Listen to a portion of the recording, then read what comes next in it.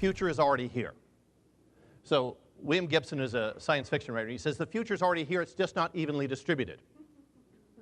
So you can look in the labs, you can look in the schools, you can look into certain little pockets, and you see what's coming. But if you're only doing this, looking down or just paying attention to your own little circle, you're going to miss the future. And it will slap you upside the head, and you go, well, that's not fair, you shouldn't have done that. Well, you just have to pay attention. Chesterton said the purpose of an open mind is like that of an open mouth. It is to close it on something solid. If you cannot close your mind, you cannot make a decision. And so you have to respect the ability to close your mind around the things that you know work. And the purpose of an open mind is to open it when something new comes at you and go, well, maybe, and maybe not. Think about your world, your life, your work, and how much of it has been changed over the last 20 years, radically changed by the work of college dropouts. And you know who I'm talking about. Bill Gates, Steve Jobs, Michael Dell, and the list goes on and on and on, and there's this marvelous website out there of college dropouts heading successful organizations or having transformed major industries because they didn't have the credentials. But if any of those people came to apply for a job at your organization, you'd go, well, you don't have a degree. You're not qualified. Right. You do not have a right to be happy.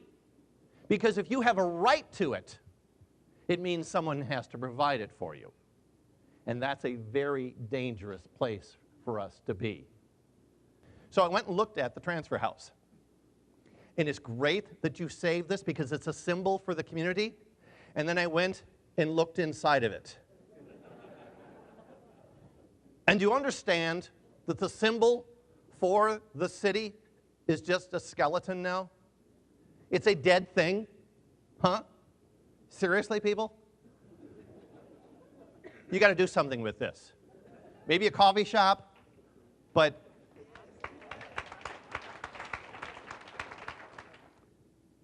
I put Richland College front and center there. I think community colleges are vastly, vastly underrated. They are some of the most important institutions we have in this country because people who go to community colleges quite often are the people who have to change the tire while the car is still moving. I used to tweet, you may no longer follow me, I quit. I tried it because as a futurist I have to at least know what I'm talking about. And my conclusion is they don't know what they're talking about because if you limit you need things that are called sentences. And maybe even paragraphs. I may be going out on a limb here, but in the future we might want complete thoughts. I've got some advice, some closing advice. Write these down because you'll be able to apply this as soon as you walk out the door. Ready? Number one, start smoking.